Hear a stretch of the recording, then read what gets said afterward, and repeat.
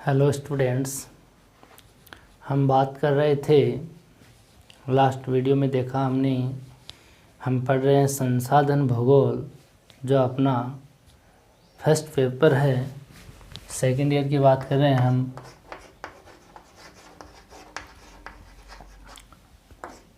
BA second year की बात कर रहे हैं। इसमें हम पढ़ रहे थे संसाधन भूगोल, और संसाधन भूगोल में हमने एक टॉपिक किया था संसाधनों का अर्थ, उसका विकास, उसका विषय क्षेत्र क्या क्या है, जिसमें हमने पढ़ा कि इस पूरी बुक का एक निचोड़, पूरा का पूरा निचोड़ किस में होता है, विषय क्षेत्र में होता है। जो फर्स्ट क्वेश्चन होता है अपना, वो क्वेश्चन बहुत बार एग्जाम में पूछा जाता है। उसकी प्रकृति कैसी है संसाधनों की, उसका विषय क्षेत्र क्या है, यानी उसके अंदर क्या क्या हम पढ़ सकते हैं, जिसमें हमने बात की थी कल। आज हम बात करेंगे न्यू टॉपिक के साथ, वो है वनस्पति संसाधन। हम आज बात करेंगे किसकी? वनस्पति संसाधन की। नए टॉपिक का नाम है वनस्पति संसाधन।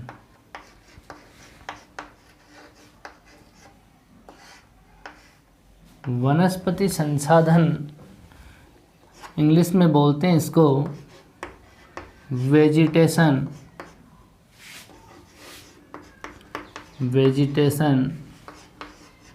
रिसोर्सेज।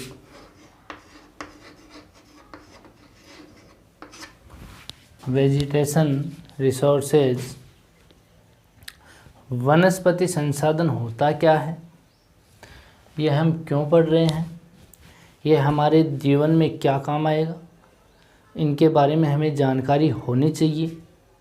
हम आसपास वातावरण में देखते हैं प्राकृतिक वनस्पतियों को एक मानव द्वारा निर्मित होती है, और एक प्राकृतिक वनस्पति होती है जो अपनी वनस्पति की बात कर रहे हैं। ये वनस्पति प्राकृतिक वनस्पति है। कैसी वनस्पति है? प्राकृतिक, यानी ये प्रकृति की देन है, इसमें मानव का कोई हस्तक्षेप नहीं होता, ये प्रकृति की देन होता है। जैसे इसको भौतिक दशाएं मिलेंगी, भौतिक दशाएं, ये बात आप ध्यान में रखिएगा।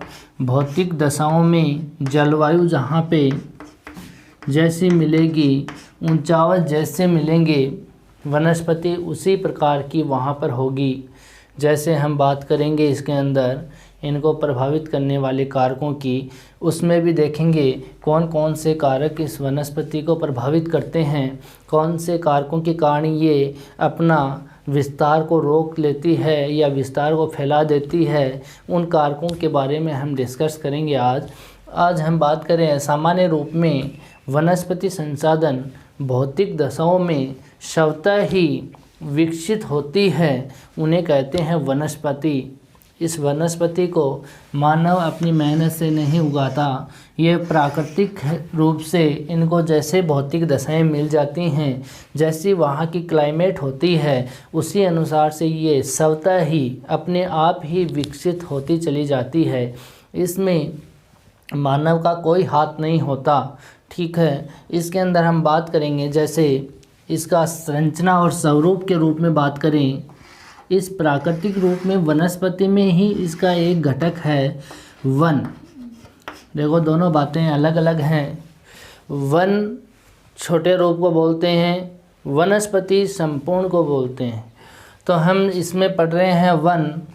इस वन को पढ़ेंगे तो इस वनों में अनेक प्रकार के पेड़ पौधे, घास, लताएं, इनके बारे में हम पढ़ रहे हैं। तो इनका स्वरूप कैसा है, इनकी संरचना कैसी है, इनके बारे में देखते हैं। वनस्पति के रूप में तो हमने देख लिया कि वनस्पति भौतिक दशाओं में स्वतः ही विकसित होती है, इसमें स्वतः ही विकसित होती है, इसमें अपना कोई हाथ नहीं होता। तो इसकी संरचना भी देखें। अब हम वनों की संरचना व स्वरूप को भी देखें। संरचना, उसकी आकृति के रूप में हम बात कर रहे हैं, उसका आकार कैसा है, उसकी पत्तियां कैसी हैं, वो सीधा होता है या छोटा होता है, ज़्यादा वर्षा वाले क्षेत्रों में कैसे प्रकार की वनस्पति होगी, छोटे प्रकार की होगी, बड़े प्रकार की होगी, उसका स्वरूप कैसा है, इनके बारे में हम चर्चा कर रहे हैं। तो इनके स्वरूप और संरचना में हम पहले नंबर पे ले रहे हैं वृक्ष। क्या ले रहे हैं? वृक्ष। वृक्ष को हम देखते हैं, सब जानते ही हैं वृक्ष क्या होता है। वृक्ष काष्ठ, काष्ठ का यहाँ पे शब्द काम में लेंगे हम काष्ठ। काष्ठ का मतलब होता है लकड़ी, जो इसका तना होता है उसकी बात कर रहे हैं। तो ये काष्ठ रूपी वृक्ष होता है, वृक्ष में लकड़ी होती है, काष्ठ होता है, इसकी लंबाई अधिक होती है। यानी कि जो ये पेड़ होता है, इस पेड़ की ये जो तना होता है ये वाला, इस तने की बात करें हैं, इसकी लंबाई क्या होती है? ज़्यादा होती है। ठीक है, ज़्यादा वर्षा वाले क्षेत्रों में ये वृक्ष होते हैं, इनकी लंबाई जहाँ पे ज़्यादा वर्षा होगी वहाँ पे इनकी लंबाई क्या होगी? ज़्यादा होगी। तो इसमें ये लकड़ी वाला पेड़ होता है, ये दीर्घायु के लिए होता है। ये ऐसा नहीं है पेड़ अभी यहाँ पे पेड़ उग जाता है और थोड़े दिनों के बाद में वो सूख जाता है, ऐसा नहीं होता। पेड़ को हम देखते हैं हमारे गाँव में, शहरों में, कहीं पे हमें देखने को मिलता है कि कई कई पेड़ इतने साल पुराने होते हैं, हमारी कई पीढ़ियां गुजर जाती हैं, फिर भी वो पेड़ वहीं रहते हैं। जैसे गांव में आप देखते हो बड़ वगैरह, पीपल वगैरह, या जो खेजड़ी का वृक्ष है वो लंबे टाइम से पहले से हमारे दादा, हमारे पापा, हमारे भाई बहन, हमारे आने वाले बच्चे सब इन पेड़ों को देखते हैं, वो वहीं रहते हैं। ठीक है, तो यहाँ पे ये दीर्घायु के लिए होता है। ये वृक्ष है, इसकी उम्र दीर्घायु होती है। यहाँ पे दूसरे नंबर पे हम बात करें वृक्ष के बाद में, इससे छोटे रूप में हम देखें तो यहाँ पे झाड़ियाँ होती हैं। जो कंटीले वृक्ष होते हैं, जो ज़मीन से कुछ ऊंचाई तक ही होते हैं, उन्हें हम झाड़ियाँ कहते हैं। जैसे छोटे वृक्ष होते हैं उनको भी हम क्या बोलते हैं? झाड़ियाँ बोलते हैं। आप झाड़ियों के रूप में क्या देखते हो? जो बेर लगने वाली झाड़ियाँ उनको देखते हो, लेकिन उनको नहीं बोलते, उनके साथ में उनको भी बोलते हैं जो कंटीले वृक्ष होते हैं। जैसे खैर है, किक्कर है, छोटे वृक्ष होते हैं ना, वो जहाँ पे कम वर्षा होती है वहाँ पे वृक्षों के कांटे होते हैं। उनका कारण क्या है कि यहाँ पे देखो, जैसे ये वृक्ष है, इन वृक्षों पर जैसे तना है, इस तने पे यहाँ पे पत्तियाँ हैं, ये पत्तियाँ अपना रंध्र को खोल लेती हैं, स्टोमेटा को खोल लेती हैं यहाँ पे, और बाहर इसका वाष्पोत्सर्जन करती हैं। जो ये जड़ें हैं, जैसे मान लो ये पेड़ की जड़ें हैं, ये पेड़ की जड़ें यहाँ पे भूमिगत जो नमी होती है उनको सोख लेता है, और जो पानी है यहाँ का, वो पानी इस जड़ों के माध्यम से इनके तनों में आ जाता है, और तनों के बाद में इन पत्तियों से, जहाँ पे ये जो लकड़ी का टुकड़ा होता है, जो लकड़ी होती है वृक्ष के तने में, उसके यहाँ पे रंध्र होते हैं, छोटे छोटे रंध्र होते हैं, उनमें यहाँ पे पत्तियाँ लगती हैं। यहाँ पे उन रंध्रों में क्या लगती हैं? पत्तियाँ लगती हैं। उनमें से ये जो नमी आ रही है ये यहाँ से निकल कर के बाहर की ओर वाष्पोत्सर्जित हो जाती है। तो यहाँ से पेड़ अपना भोजन करती है, सूर्य की किरणें यहाँ से अंदर जाती हैं और इनको पानी मिलता रहता है, उनको वाष्पोत्सर्जित करते रहते हैं ये पेड़ पौधे। तो जहाँ पे पानी की कमी होगी तो पानी इस पेड़ में जाएगा और यहाँ से निकल जाएगा, तो इसको पानी की पूर्ति पूरी नहीं हो पाएगी और ये पेड़ सूख जाएगा, जिसके कारण ये पेड़ यहाँ क्या करते हैं, यहाँ पे पानी की कमी होने के कारण यहाँ पे जो ये रंध्र होते हैं इनको बंद कर लेते हैं। इनके जो रंध्र होते हैं उनको ये सिकुड़ लेते हैं, और सिकुड़ने के बाद में जो पानी का दबाव इस तने में पड़ेगा तो वो ऐसे हो जाता है, ये अपने रंध्र को सिकुड़ लेते हैं। तो यहाँ पे ये कांटा बन जाता है। कांटा भी वहीं बनता है जहाँ पत्ती निकलती है। आपने देखा होगा कि जहाँ पत्तियाँ निकलती है वहाँ पे कांटा निकलता है। वो कांटा क्यों निकलता है? क्योंकि पानी की कमी के कारण वहाँ पे वो अपने अंदर नमी रखने के लिए अपने रंध्रों को सिकुड़ लेता है, कुछ रंध्रों को सिकुड़ लेता है, कुछ से अपना भोजन करता रहता है, जिसके कारण वहाँ पे जो वनस्पति होती है वो कंटीली होती है। ठीक है, तो यहाँ पे हम दूसरी बात करें, जो कंटीली झाड़ियाँ होती हैं उनको हम क्या बोलते हैं? झाड़ियाँ। अगली बात करें महालताएं। महालताएं इसका सिंपल सा एग्जांपल आपको बताऊं तो आपके घर में कभी आपने देखा होगा कि गेट वेल होती हैं, जो गेट के पास में आप गेट वेल लगाते हो, वो यहाँ से ऐसी बेल होती है जिसका तना भी मोटा होता है और ये ऐसे टेढ़ा मेढ़ा होकर के गेट के ऊपर से लग जाती हैं। उन प्रकार की जो बेल होती हैं उनको महालताएं बोलते हैं, कंठलताएं भी बोलते हैं उनको, ठीक है। ये काष्ठ युक्त होती हैं, ये भी काष्ठ यानी लकड़ी युक्त होती हैं। इसका भी तना होता है, लेकिन ये तना क्या होता है, पतला होता है। ये काष्ठ युक्त तना होता है। इस प्रकार की लताओं को, इस प्रकार की बेल को ये क्या कहते हैं, हम महालताएं कहते हैं। दूसरी हम बात करें यहाँ पर लताएं जो होती हैं वो पेड़ के सहारे होती हैं। आपने खेतों में देखा होगा, जो बेल होती है वो पेड़ के सहारे उसके ऊपर चली जाती है। आपने देखा होगा गाँव में, खेतों में या शहरों में भी कहीं पे देखो तो वहाँ पे जो बेल होती है वो किसी के सहारे के ऊपर जाती है, उसको सहारा चाहिए वो ऊपर जाने के लिए। तो वहाँ पे जो बेल होती है पतले तने की, उसमें तना नहीं होता है, इतना तना नहीं हो। इसमें तो लकड़ी वाला तना होता है, इसमें वो नहीं होता। ये पतले रूप में ऊपर की ओर चली जाती है, तोड़ने से टूट जाती है। इस प्रकार की बेल को हम कहते हैं लताएं। समझ रहे हो किस किस प्रकार की संरचनाओं की बात कर रहे हैं। एक तरह का पेड़ होता है, पेड़ बड़ा होता है, काष्ठ युक्त होता है, दीर्घायु के लिए होता है, ठीक है। दूसरी झाड़ियाँ हैं, ये कुछ टाइम के लिए होती हैं, कुछ मतलब उससे कम टाइम के लिए होती हैं, ये भी काष्ठ युक्त होती हैं। और महालताएं होती हैं, ये भी काष्ठ युक्त होती हैं। इनको भी सहारा चाहिए, पेड़ पौधे इनको भी चाहिए, या कोई दीवार चाहिए उसके सहारे ये चढ़ सकें, ऐसा है। लेकिन ये काष्ठ युक्त होती हैं। लताएं होती हैं वो काष्ठ युक्त इतनी नहीं होती हैं, उनमें लकड़ी नहीं होती है ज़्यादा। ये तने यानी कि ग्रीन जो पत्तियां होते हैं उसी प्रकार का उसका तना होता है और पेड़ के सहारे वो ऊपर चली जाती है। यहाँ पे हम बात करें अगली बात तृण की, तृण प्रकार की।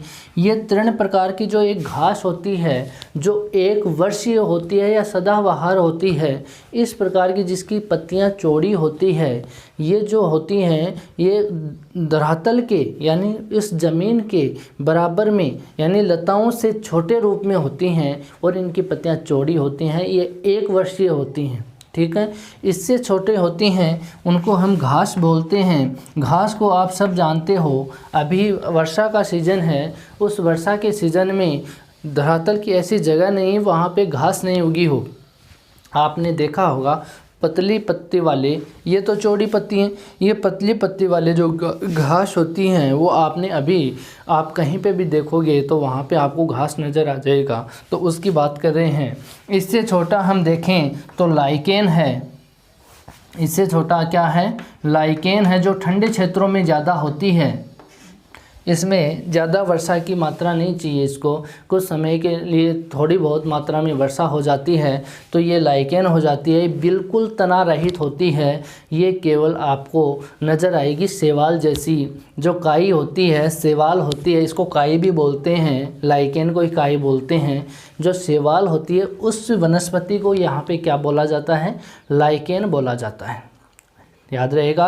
तो लाइकेन तना युक्त होता है, ये केवल शैवाल जैसा दिखता है जो कि ठंडे क्षेत्रों में ज़्यादा होता है। जहाँ पे ठंडे क्षेत्रों में ज़्यादा क्यों होता है, क्योंकि वहाँ पे वर्षा की मात्रा क्या होती है, कम होती है, जिसके कारण यहाँ पे लाइकेन प्रकार की वनस्पति होती है। तो आप इन 7 नामों को, 6 या 7 नाम हैं, इनको याद रखोगे कि यहाँ पे वनों की संरचना व स्वरूप कैसे कैसे होते हैं। छोटा से लेकर के बड़े रूप में हम देखें तो छोटे रूप में हम देखते हैं यहाँ पे लाइकेन है। लाइकेन से बड़ी वनस्पति को हम बोलते हैं घास बोलते हैं, उससे बड़ी वनस्पति को तृण बोलते हैं, उससे बड़ी को लता, लता के बाद में महालताएं, महालताएं का दूसरा नाम कंठलताएं भी हैं, इनको हम कंठलताएं भी बोलते हैं, कंठलताएं भी बोलते हैं, इससे बड़े को हम झाड़ियाँ बोलते हैं और उनसे भी बड़े को हम क्या बोलते हैं, वृक्ष बोलते हैं। तो यहाँ पे इन प्रकार की इसकी संरचनाएं हम देखते हैं।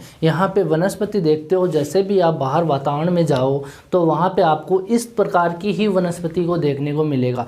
कहीं पे बेल देखने को मिल जाएगी, कहीं पे आपको झाड़ियाँ, छोटे वृक्ष देखने को मिल जाएंगे, कहीं पे आपको वृक्ष मिलेंगे, कहीं पे आपको बेल, महालताएँ मिल जाएंगी, कहीं पे आपको घास मिल जाएंगी। आप जैसे ही बाहर निकलो तो इसके बारे में आप सोचना, और जैसे जैसे हमने पढ़ा है तो आपको ये फिक्स हो जाएगा कि इतने प्रकार की वनस्पति हम देख सकते हैं वातावरण।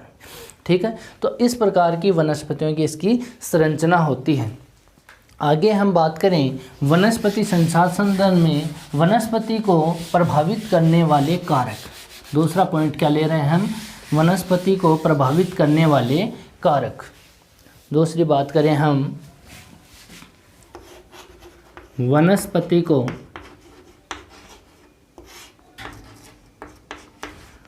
प्रभावित करने वाले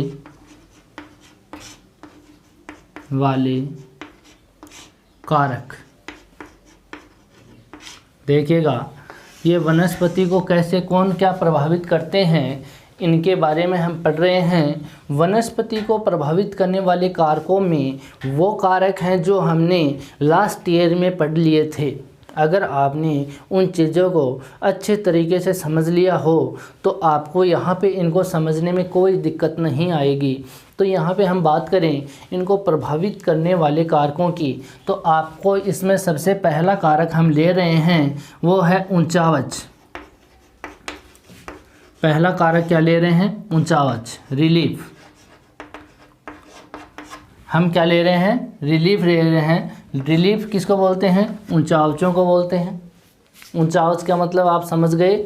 ऊंचावच ऐसा नहीं है, ऊंचावच 3 प्रकार के होते हैं। हमने लास्ट ईयर में बात की थी 3 प्रकार के, कौन से, first order relief, second order relief और थर्ड ऑर्डर रिलीफ। ऊंचावच का मतलब यहाँ पे फर्स्ट में कौन से आ जाएंगे, महासागर आ जाएंगे, महाद्वीप आ जाएंगे। ठीक है, दूसरे पे पर्वत, पठार, मैदान आ जाएंगे। तीसरे पे झीलें, नदियाँ ये आ जाएंगी। जैसे हम बात करें पूरे पृथ्वी की बात करें तो पूरे पृथ्वी में जो बड़ा क्षेत्र है यहाँ पे, जैसे महाद्वीप है, ये महासागर है, यहाँ पे महाद्वीप है, ये तो कौन से हो गए, फर्स्ट ऑर्डर रिलीफ में आ गए, प्रथम प्रकार के ऊंचावच आ गई। ठीक है, बड़े क्षेत्र में। दूसरे हम बात करें पर्वत, पठार, मैदान, जैसे ये ऊंचावच आ गई, ये पठार है, ये मैदान है, ये मैदान है, यहाँ पे ये पर्वतीय क्षेत्र है, ये ऊंचावच है। यहाँ पे दूसरा पठार है, ये भी ऊंचावच है। यहाँ पे ये मैदान है, ये भी क्या है, ऊंचावच है। तो ये कैसे प्रभावित करते हैं वनस्पति को, ये हम चर्चा करेंगे अभी। तीसरे रूप में हम देखते हैं नदियाँ हैं, झीलें हैं। नदियाँ, झीलें कहाँ पे होती हैं, मैदानी क्षेत्रों में। यहाँ पे इसकी तली वाले भाग में जैसे यहाँ पे नदी निकल रही है, यहाँ पे कोई झील बनी हुई है, तो ये तीसरे प्रकार के ऊंचावच हैं। ठीक है, तो हम बात करें हैं ऊंचावच की। आपने ऊंचावच को समझ लिया है। ऊंचावच कौन से होते हैं, ऊंचावच 3 प्रकार के होते हैं। हमने लास्ट ईयर में अच्छे से पढ़ा था इसको, आपको याद हो तो लास्ट ईयर की कॉपी उठा के देखना। फिजिकल ज्योग्राफी में हमने ऊंचावच पढ़े थे, वो ऊंचावचों को एक बार देख लेना। ठीक है, यहाँ पे ऊंचावच पढ़ रहे हैं तो ये अपनी वनस्पति को कैसे प्रभावित करेगी, ये करेगी जैसे जैसे ऊंचावच की बात करें, जैसे मैदान है, मैदान से हम पठार पे जाते हैं, पठार से हम पर्वत पर जाते हैं, तो यहाँ पे ऊंचाई होती है।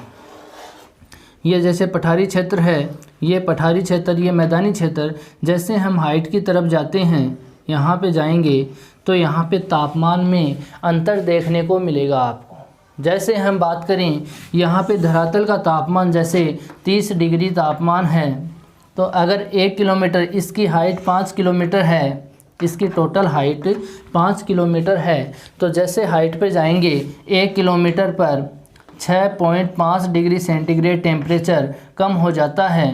प्रति किलोमीटर पर 6.5 डिग्री सेंटीग्रेड प्रति किलोमीटर पर टेम्परेचर क्या हो जाता है, कम हो जाता है। ये लास्ट ईयर ये भी बात हमने सीखी थी कि 1 किलोमीटर हाइट पे जाने पर तापमान कम कैसे होता है।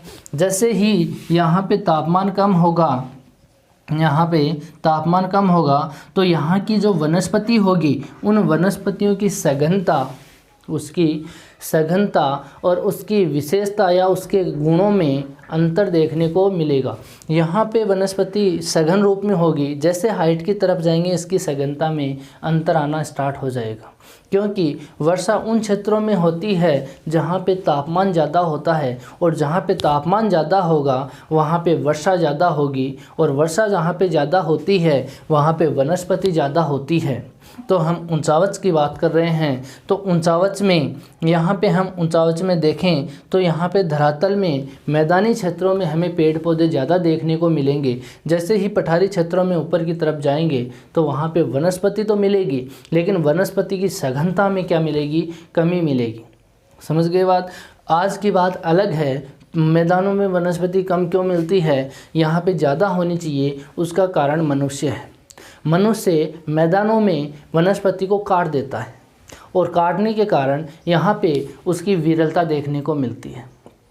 फिर हमारे दिमाग में आता है कि हम वनस्पति तो यहाँ मैदानों में ज़्यादा बताते हैं, लेकिन यहाँ तो वनस्पति कम है। हम देखते हैं कि पेड़ों पर्वतीय क्षेत्रों में वनस्पति ज़्यादा देखने को मिलती है। जब भी किसी पर्वतीय क्षेत्रों में हम जाते हैं तो वहाँ पे घने पेड़ पौधे मिलते हैं, उसकी सघनता मिलती है। लेकिन आपने तो ऐसा सोचा था कि हमने तो ऐसा पढ़ा कि मैदानों में वनस्पति ज़्यादा होती है और यहाँ पे कम होती है, लेकिन इसका तो बिल्कुल विपरीत है। लेकिन ये ऐसा नहीं है। ऐसा किसके कारण हुआ था, यहाँ पे मानव की बसावट के कारण हुआ, और यहाँ पे कृषि के कारण हुआ। तो आप देखते हो कि यहाँ पे ऊंचावच इसको बहुत तरीके से प्रभावित करती है। जैसे जैसे तापमान में गिरावट आएगी, वैसे वैसे वनस्पति की सघनता में क्या आएगी, गिरावट आएगी। तो हम देख रहे हैं पहला कारक क्या लिया हमने, ऊंचावच लिया। ऊंचावच वनस्पति को बहुत ज़्यादा प्रभावित करता है। तो यहाँ पे हम दूसरा पॉइंट ले रहे हैं, यहाँ पे भूमध्य रेखा से दूरी। हम यहाँ पे दूसरा पॉइंट लिखेंगे, भूमध्य रेखा से दूरी।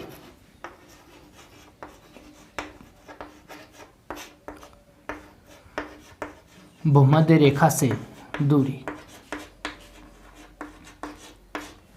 भूमध्य रेखा आपको पता ही है कहाँ पर है, जो कि पृथ्वी को दो भागों में बराबर बराबर बांटती है। उस रेखा को हम क्या बोलते हैं, भूमध्य रेखा।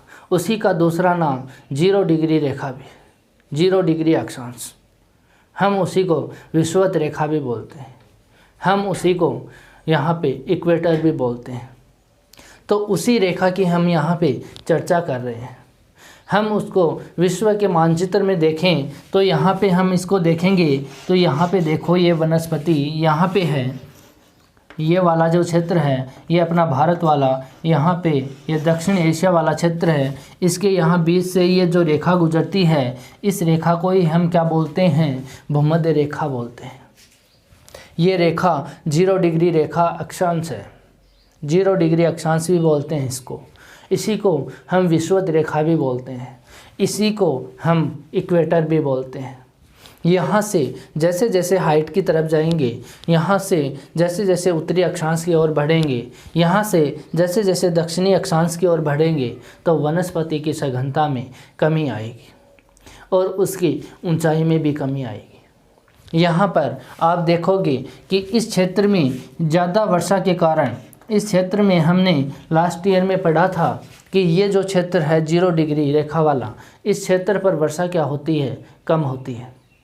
यहाँ से जैसे जैसे हम उत्तरी अक्षांश की ओर बढ़ेंगे, जैसे 1 डिग्री से लेकर के 90 डिग्री अक्षांश की तरफ जाएंगे, तो यहाँ पे वर्षा की मात्रा में कमी आएगी। और वहाँ पे वर्षा की मात्रा में कमी आएगी तो उसके कारण बाद में उच्च अक्षांशों में वर्षा कम के कारण यहाँ पे वनस्पति कम होगी, जिसके कारण उसकी हाइट में भी अंतर देखने को मिलेगा। जहाँ ज़्यादा वर्षा होगी वहाँ पे वृक्षों की सबसे ज़्यादा ऊंचाई होगी।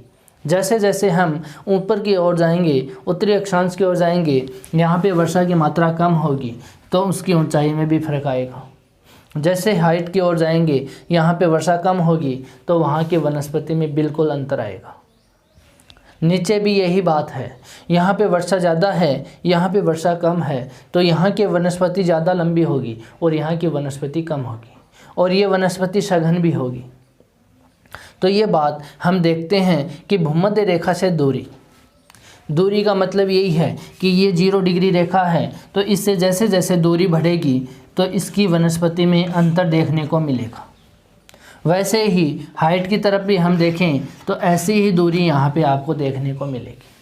यहाँ पर 5 प्रकार वनस्पतियों के मिलते हैं, जैसे बड़े वृक्ष मिलते हैं, मध्यम वृक्ष मिलते हैं, छोटे वृक्ष मिलते हैं, झाड़ियाँ मिलती हैं, लताएं घास मिलते हैं। तो यहाँ पर ये 5 प्रकार वनस्पति के मिलते हैं। तो यहाँ से हम हाइट की तरफ जाएंगे तो यहाँ का जो क्षेत्र है आर्कटिक वाला, जैसे रूस वाला क्षेत्र है, यूरोप महाद्वीप है, उसके उत्तरी भागों में ये 5 प्रकार नहीं पाए जाते।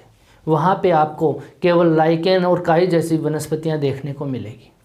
वहाँ पे शैवाल प्रकार की वनस्पतियाँ देखने को मिलेगी। वहाँ पे छोटी मोटी झाड़ियाँ देखने को मिलेगी। वहाँ पर बड़े प्रकार के वृक्ष नहीं पाए जाएंगे। तो यहाँ पर हम इसको प्रभावित करने वाले कारकों में भूमध्य रेखा से दूरी, ये इसको बहुत ज़्यादा प्रभावित करती है। तो हम देख रहे हैं कि 0 डिग्री से जैसे ही हाइट की तरफ जाएंगे, हाइट का मतलब ये नहीं कि ऊंचा, यहाँ पे हाइट का मतलब है 90 डिग्री अक्षांश की तरफ बढ़ रहे हैं, यानी ऊपर की तरफ बढ़ रहे हैं। यहाँ से हम बात करें तो ये भारत वाला ऊपरी भाग है। सेम वैसी की वैसी स्थिति जैसे हम पूरे विश्व में लागू करते हैं, वह की वो स्थिति अपने भारत में है।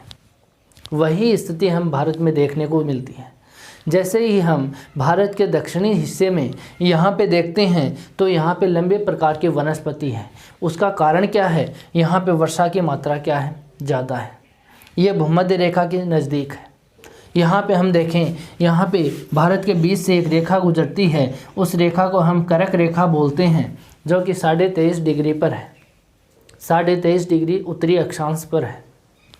यहाँ से जैसे ही हम ऊपर की तरफ जाएंगे तो वनस्पतियों में यहाँ पे अपने को सघनता नज़र नहीं आएगी। सघनता कहाँ पे नज़र आती है? जहाँ पे ज़्यादा वर्षा होती है, जहाँ पे पर्वतीय क्षेत्र होंगे।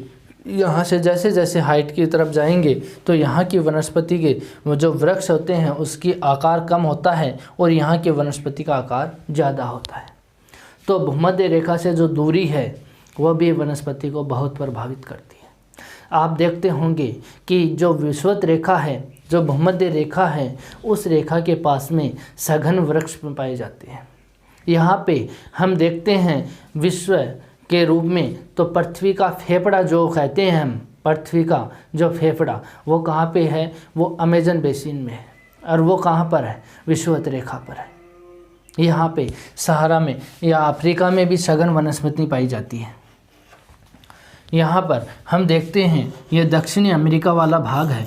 इस दक्षिणी अमेरिका भाग में यहाँ पे अमेजन बेसिन है। इस अमेजन बेसिन में यहाँ पे सघन वन पाए जाते हैं, जिसको पृथ्वी का फेफड़ा भी कहा जाता है। पृथ्वी का फेफड़ा क्यों कहते हैं? क्योंकि वो उसको सबसे ज़्यादा ऑक्सीजन देती है।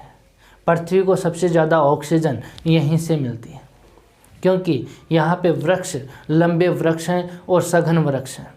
यहाँ वृक्षों की सभी प्रजातियाँ पाई जाती हैं। हम देखते हैं कि यहाँ पे ऊपर की तरफ जाएंगे तो वृक्षों की कुछ प्रकार की प्रजातियाँ मिलेगी, जिसको हम पतझड़ प्रकार की वनस्पति कहते हैं। हम यहाँ पे देखें तो यहाँ पे हम सदाबहार प्रकार की वनस्पति देखते हैं। सदाबहार वनस्पति का मतलब ये नहीं होता है कि वहाँ पर एक वृक्ष साल भर पत्तियाँ रखता हो, यानी वो वृक्ष सदा हरा भरा रहता हो। ऐसी कोई बात नहीं है। सदाबहार हम उसको बोलते हैं, उस जगह को बोलते हैं कि वहाँ पर अनेक प्रकार की प्रजातियाँ होती हैं और वो प्रजातियाँ यहाँ पे समय समय के अनुसार अपनी पत्तियाँ गिराते हैं। कुछ प्रजाति होती हैं वो अब पत्तियाँ गिरा देगी, कुछ प्रजाति होगी वो कुछ समय बाद में अपनी पत्तियाँ गिराते हैं। इतने टाइम में पहले वाले जो प्रजाति है वो वृक्ष में अपनी पत्तियाँ आ जाती हैं, तो वो क्षेत्र हमेशा हरा भरा रहता है। और वो क्षेत्र हरा भरा ऐसे रहेगा तो उसको हम सदाबहार प्रकार की वनस्पति बोलते हैं। ऐसा कोई वृक्ष नहीं है जो अपनी पत्तियाँ नहीं गिराता, सब वृक्ष अपनी पत्तियाँ गिराते हैं। ठीक है, तो हम सदाबहार प्रकार की वनस्पति उसको बोलते हैं जहाँ पर अनेक प्रकार की प्रजातियों के वृक्ष मिलते हैं, और अनेक प्रकार की प्रजातियों के वृक्ष वहीं पर मिलेंगे जहाँ पे वर्षा होगी। तो हम आगे बात करते हैं इसकी। दूसरा हमने लिया यहाँ पे कारक भूमध्य रेखा से दूरी। तीसरा कारक हम लेंगे जलवायु। देखो, जलवायु बहुत ही महत्वपूर्ण टॉपिक है। इसमें जलवायु सबसे ज़्यादा प्रभावित करती है वनस्पति को। कैसे करती है वो हम इसमें देख लेंगे। हम बात कर रहे हैं यहाँ पे जलवायु की। जलवायु के अंदर हम पवनों को भी पढ़ते हैं, तापमान को भी पढ़ते हैं, वर्षा को भी पढ़ते हैं और सूर्य के प्रकाश को भी पढ़ते हैं। हमने लास्ट ईयर में पढ़ा था, हम लास्ट क्लास में पढ़ा था। मैं ये आपको बार बार कह रहा हूँ कि लास्ट क्लास में जो बातें हमने पढ़ी वो सारी बातें यहाँ पे काम आएगी। उसमें से अगर आपको सारी समझ में आई थी लास्ट ईयर में, तो यहाँ पे आपको समझने में बिल्कुल दिक्कत नहीं होगी। हम देखते हैं यहाँ पे जलवायु हमने पढ़ा था। जलवायु में तापमान पढ़ा था, सूर्य ताप पढ़ा था। सूर्य ताप वहाँ के क्षेत्रों को कैसे प्रभावित करता है। वहाँ पे सूर्य ताप के कारण यहाँ पे दाब बना था। हमने वायुदाब पेटियाँ भी पढ़ी थी। हम वायुदाब पेटियाँ पढ़ी उस टाइम में हमने पवनें भी पढ़ी थी। और हमने जब पवनें पढ़ी उसके बाद में हमने वर्षा की भी चर्चा की थी। यानी जो सूर्य ताप है, जो तापमान है, उसके कारण यहाँ पर हमें वायुदाब देखने को मिलता है। और वायुदाब जहाँ पे उच्च वायुदाब होता है तो वो निम्न वायुदाब की तरफ हवा को डालता है, और वो हवा डालता है तो वहाँ पे एक लहर बन जाती है। उसी लहर को हम क्या कहते हैं? पवन कहते हैं। और उस पवन के कारण ही यहाँ पे वर्षा होती है। उस वर्षा के कारण यहाँ पे चक्रवात आते हैं, आंधी आती हैं, तूफान आते हैं। वो सारी चीज़ें हमें यहाँ पे देखने को मिलेगी। हम बात करें यहाँ पर जलवायु की। जलवायु में हम पहला पॉइंट ले रहे हैं तापमान। तापमान वहाँ पर ज़्यादा होगा जहाँ पे सूर्य की किरणें सीधी रहेंगी। ये तापमान जहाँ जहाँ पे ज़्यादा होगा वहाँ पे आपको वृक्ष लंबे और ऊंचे मिलेंगे। जहाँ पे तापमान कम होगा वहाँ पेड़ पौधे कम मिलेंगे। जैसे हम देखते हैं भूमध्य रेखा के पास में सूर्य सीधा चमकता है साल भर, वहाँ पे वर्षा ज़्यादा होगी। और वहाँ पे वर्षा ज़्यादा होगी तो पेड़ पौधे भी ज़्यादा होंगी, उसकी आकृति भी ज़्यादा होगी और उनकी प्रजातियाँ भी ज़्यादा होगी। हम देखते हैं कि यहाँ पर तापमान हाइट की तरफ भी तापमान कम ज़्यादा होता है। हम वहाँ से सूर्य के प्रकाश की भी बात करेंगे। हम तापमान धरातल से ऊपर की बात करेंगे। हम तापमान यहाँ पे धरातल के पर्वतीय क्षेत्र, पठारी क्षेत्र और मैदानी क्षेत्रों की बात कर रहे हैं। अभी हम किसकी बात कर रहे हैं? तापमान की बात कर रहे हैं। तापमान की बात करेंगे तो धरातल से ऊंचाई की तरफ बात करेंगे। यानी मैदान पे तापमान ज़्यादा होगा, पठारी भाग पे उससे कम होगा और ऊपर पर्वतीय क्षेत्रों में उससे भी कम होगा। यहाँ पे हम देखते हैं जहाँ पर 0 डिग्री हिमांक के पास में तापमान पहुँच जाएगा, उसके बाद में वहाँ पर वनस्पति नहीं होगी, क्योंकि वहाँ की मिट्टी हिमांक बिंदु में आ जाएगी। और हिमांक बिंदु इतना ठंडा क्षेत्र होता है, वहाँ वनस्पति पनप नहीं सकती। तो हम बात करते हैं, जैसे हम बात करें धरातल की।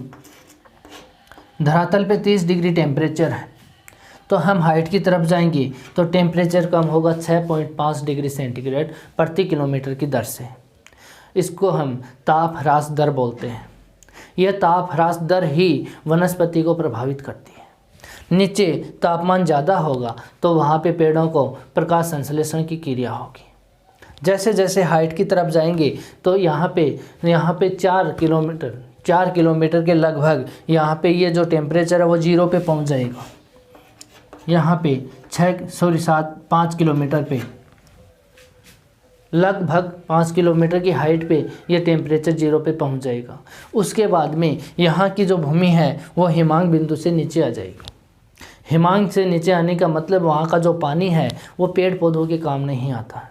वो पेड़ पौधों का काम क्यों नहीं आता? क्योंकि वहाँ पे ठंड होती है और ठंड के कारण वहाँ पे जो पानी होता है वो बर्फ़ में बदल जाता है। और बर्फ़ में बदलने के कारण पेड़ों को पानी नहीं मिल पाता, और पेड़ों को पानी नहीं मिलेगा तो वनस्पति होगी नहीं। समझ रहे हो बात? तो यहाँ पे हम बात कर रहे हैं तापमान की। तापमान वनस्पति को प्रभावित करने वाले कारकों में से एक कारक है जो कि जलवायु का भाग है।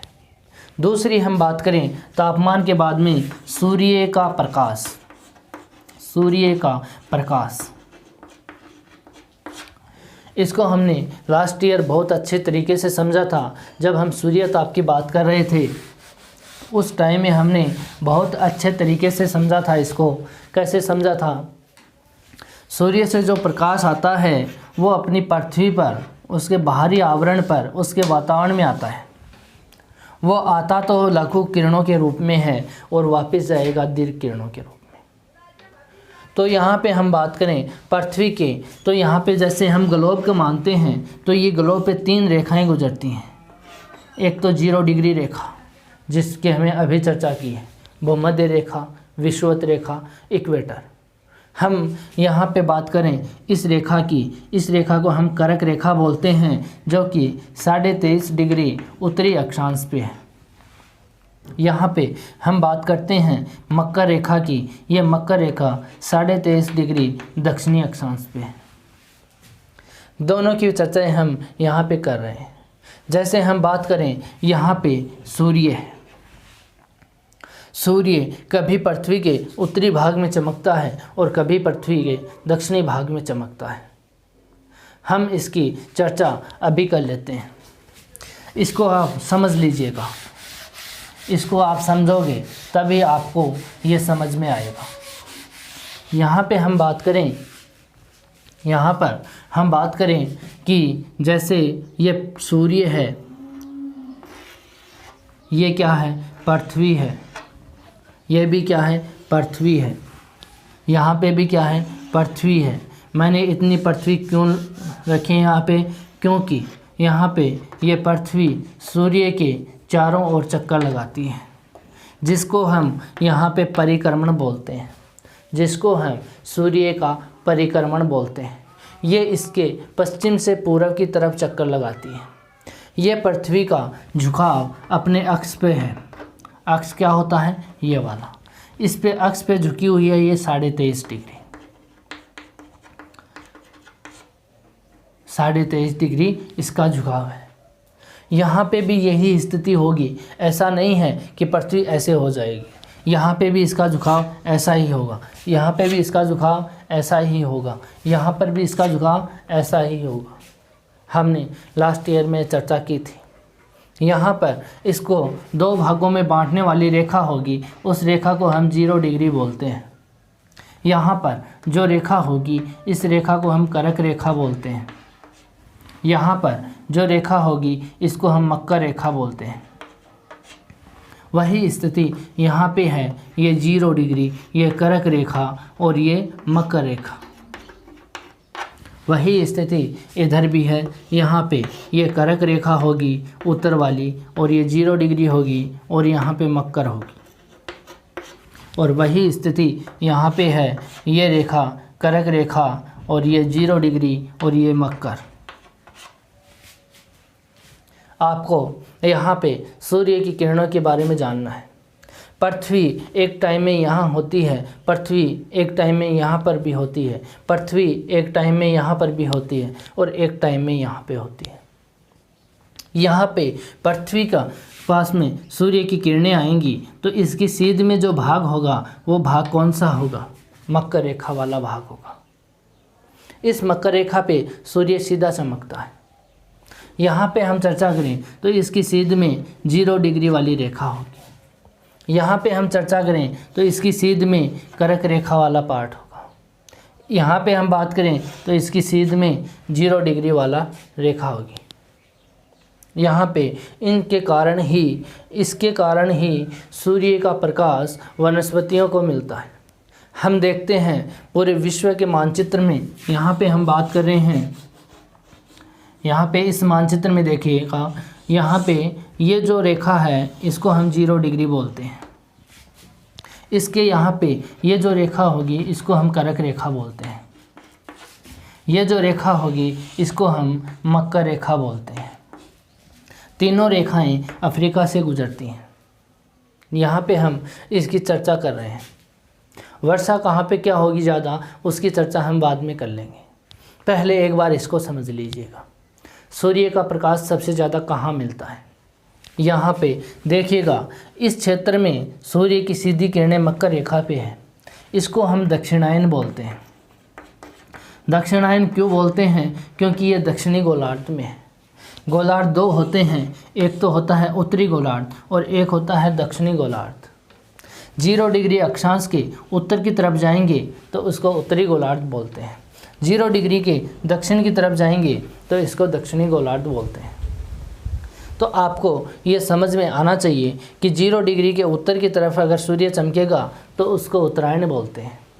0 डिग्री के दक्षिण की तरफ सूर्य सीधा चमकता है, उसको हम दक्षिणायन बोलते हैं। यहाँ पे हम देखते हैं दक्षिणी गोलार्ध में सूर्य है, क्योंकि मकर रेखा दक्षिणी गोलार्ध में है। यहाँ पे 0 डिग्री पे सूर्य चमकता है, यहाँ से वापस उत्तरायण होना स्टार्ट हो जाता है। इस भाग से कर्क रेखा की तरफ आना स्टार्ट हो जाएगा। जैसे यहाँ पे सूर्य चमक रहा है इस रेखा पर, जैसे जैसे सूर्य इधर की तरफ बढ़ेगा इसकी किरणें यहाँ पे सीधी पड़ना स्टार्ट हो जाएगी तो सूर्य उत्तरायण है। वापस सूर्य आएगा 0 डिग्री पर आ जाएगा, 0 से दक्षिण की तरफ जाएगा तो इस रेखा पे चमकेगा तो सूर्य दक्षिणायन हो जाएगा। तो हम देखते हैं ये उत्तरायण की स्थिति है और ये दक्षिणायन की स्थिति है। उत्तरायण में सूर्य कर्क रेखा पे चमकता है और दक्षिणायन में सूर्य मकर रेखा पर चमकता है। ये बात आपको समझ में आनी चाहिए। यहाँ पे हम सूर्य के प्रकाश की बात कर रहे हैं। सूर्य का प्रकाश वनस्पतियों को कहाँ प्रभावित करता है? यहाँ पर सूर्य की किरणें हैं इस क्षेत्र में ज़्यादा पड़ती हैं। 0 डिग्री से कर्क रेखा और मकर रेखा तक सूर्य की किरणें ज़्यादा है। 0 डिग्री पे सबसे ज़्यादा है, क्योंकि साल में यहाँ पे 2 बार चमकता है। एक तो चमकता है 21 मार्च को और एक चमकता है 22 सितंबर को। तो यहाँ पे साल में 2 बार चमकने के कारण सूर्य की किरणें सीधी पड़ती हैं। साल में सीधी पड़ने का कारण यहाँ पे सूर्य लंबी किरणें यहाँ पे रहती हैं। यहाँ पे आगे की तरफ जाएंगे तो सूर्य की किरणें तिरछी हो जाएंगी और 66.5 डिग्री तक अंत है। उसके बाद में सूर्य की किरणें नहीं पहुँचती। 66.5 डिग्री उत्तर की ओर उत्तरी अक्षांश को आर्कटिक वृत्त बोलते हैं। 66.5 डिग्री दक्षिणी अक्षांश को हम अंटार्कटिक वृत्त बोलते हैं। इन वृत्तों के पास ही सूर्य सीधा चमकता है। उसके बाद में सूर्य की किरणें नहीं पहुंचती, वहाँ पे केवल सूर्य का प्रकाश ही पहुंचता है। तो यहाँ पे हम बात करें जहाँ पर सूर्य की किरणें ज़्यादा पड़ेगी तो वहाँ पे पेड़ पौधे उनको वर्षा भी ज़्यादा मिलेगी, और ज़्यादा वर्षा मिलेगी तो पेड़ पौधों की आकृति या उसकी लंबाई ज़्यादा होगी। पेड़ पौधों में होड़ सी लगी होती है कि वो एक दूसरे से लंबे हों। अगर ऊपर जाएंगे तो उनको प्रकाश मिलेगा। वहाँ पे इतनी सघनता है, इस क्षेत्र में विषुवत रेखा में इतनी सघनता है कि वहाँ पर सूर्य की किरणें धरातल पे नहीं आती। उसका कारण है वृक्षों की सघनता। वहाँ पर पेड़ पौधे प्रकाश की किरणों को प्राप्त करने के लिए हाइट में बढ़ते चले जाते हैं। एक पेड़ दूसरे पेड़ से ऊंचा होगा तो ऊपर की सूर्य की किरणें उसे मिलेगी। तो यहाँ पर इस क्षेत्र में पेड़ पौधों की लंबाई सबसे ज़्यादा है। कौन से क्षेत्रों में? 0 डिग्री विषुवत रेखा वाला क्षेत्र है। यहाँ पर ज़्यादा वर्षा सूर्य का प्रकाश नहीं पहुँच पाता धरातल पे, जिसके कारण इनकी लंबाई ज़्यादा होती है। यानी ऊपर से ही ये सूर्य के प्रकाश को ग्रहण करते हैं, धरातल पे बिल्कुल छाया रहती है। यहाँ पे हम अगले कारक की बात करें, आपको समझ में आ गया होगा यहाँ पे इसको कैसे प्रभावित करता है। जहाँ सूर्य का प्रकाश ज़्यादा मिलेगा वहाँ पर अगर वर्षा भी ज़्यादा होगी तो वहाँ पे पेड़ पौधों की लंबाई ज़्यादा होगी। जहाँ पर सूर्य की किरणें कम मिलेगी वहाँ पे पेड़ पौधे कम होंगे। जैसे हम बात करें यहाँ पे ठंडे क्षेत्रों की, उच्च अक्षांशों की बात करें, उच्च का मतलब 75 डिग्री अक्षांशों के ऊपर 90 डिग्री के बीच की बात कर रहे हैं। वहाँ पे टुंड्रा प्रकार की वनस्पति है, टेंगा प्रकार की वनस्पति है, यहाँ पे ध्रुवीय प्रकार की वनस्पति है। वहाँ पर किस प्रकार की वनस्पति होगी? वहाँ पर सूर्य की किरण नहीं पहुँच पाती, जिसके कारण तापमान कम रहता है, और तापमान कम रहने का मतलब वायुदाब क्या होता है? ज़्यादा होता है। वहाँ से पवनें स्टार्ट हो जाती हैं, और वहाँ से पवनें स्टार्ट होंगी तो कम वायुदाब वाले क्षेत्रों की तरफ पवनें चलेंगी। वहाँ पे वर्षा की मात्रा होगी कम। जहाँ पे वायुदाब होगा वहाँ पे पवनें आएंगी, पवनें अपने साथ आर्द्रता लाती हैं, वो आर्द्रता इकट्ठी होकर के वर्षा करती है। तो वहाँ की बात करें तो उच्च अक्षांशों में उच्च वायुदाब के कारण भी वनस्पति कमज़ोर है। तो हम आगे चर्चाएं करेंगे। जलवायु के बाद में तीसरे कारक की हम बात कर रहे हैं, इसमें वर्षा की।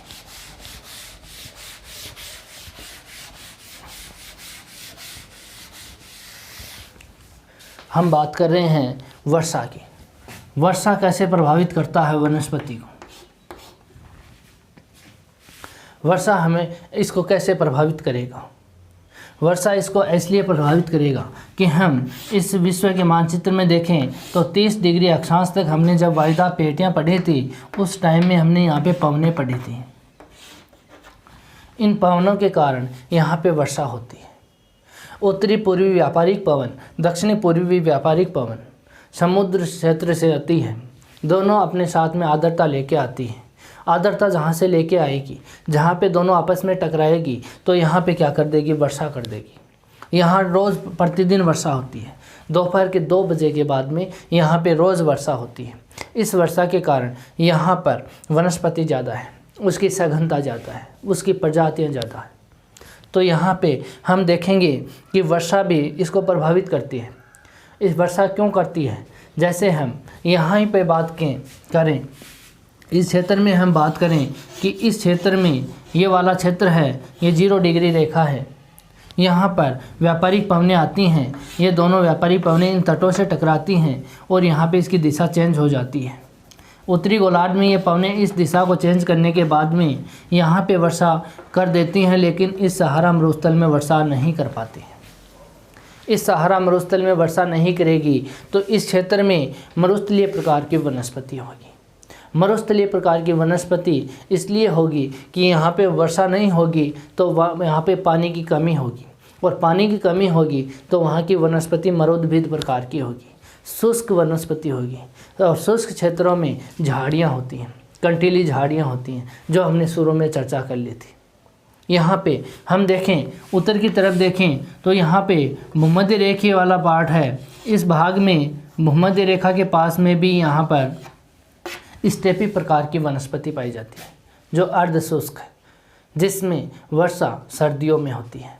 यानी सर्दियों में जो वर्षा होगी वहाँ पे स्टेपी अर्धशुष्क प्रकार की वनस्पति होती है। तो यहाँ पे अलग अलग प्रकार की वनस्पति देखने को मिलेगी। वो किसके कारण हुआ, वो वर्षा के कारण हुआ। जहाँ पे वर्षा ज़्यादा होती है वहाँ पे सदाबहार प्रकार की वनस्पति होगी, और वहाँ पे वनों में सघनता मिलेगी, प्रजातियाँ अनेक प्रकार की मिलेंगी। वहाँ पर उसकी आकृति भी बड़ी मिलेगी, उसका रंग रूप हरा भरा रहेगा। यहाँ पे हम देखते हैं, यहाँ मरुस्थलीय क्षेत्रों में शुष्क पौधे होंगे। वो पौधे हरे भरे ज़्यादा नहीं रहते, वो अपनी पत्तियाँ समय से पहले ही गिरा देते हैं। वो पत्तियाँ इसलिए गिराते हैं कि वहाँ पे पानी की कमी होती है, और पानी की कमी के कारण वो अपने अंदर नमी रखते हैं, और वो नमी रखने के कारण ही वो अपने जीवन को बचा सकते हैं। तो यहाँ पे इसको वर्षा भी प्रभावित करती है। अगला कारक हम बात करें पवनों की। वनस्पति को पवनें भी प्रभावित करती हैं।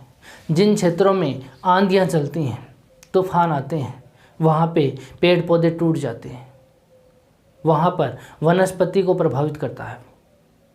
वनस्पति साफ हो जाती है, जिसके कारण उस क्षेत्रों में पेड़ पौधे टूटने के कारण वनस्पति नष्ट हो जाती है। तो पवन भी इस वनस्पति को प्रभावित करता है। आगे हम चर्चा करेंगे नेक्स्ट वीडियो में। धन्यवाद।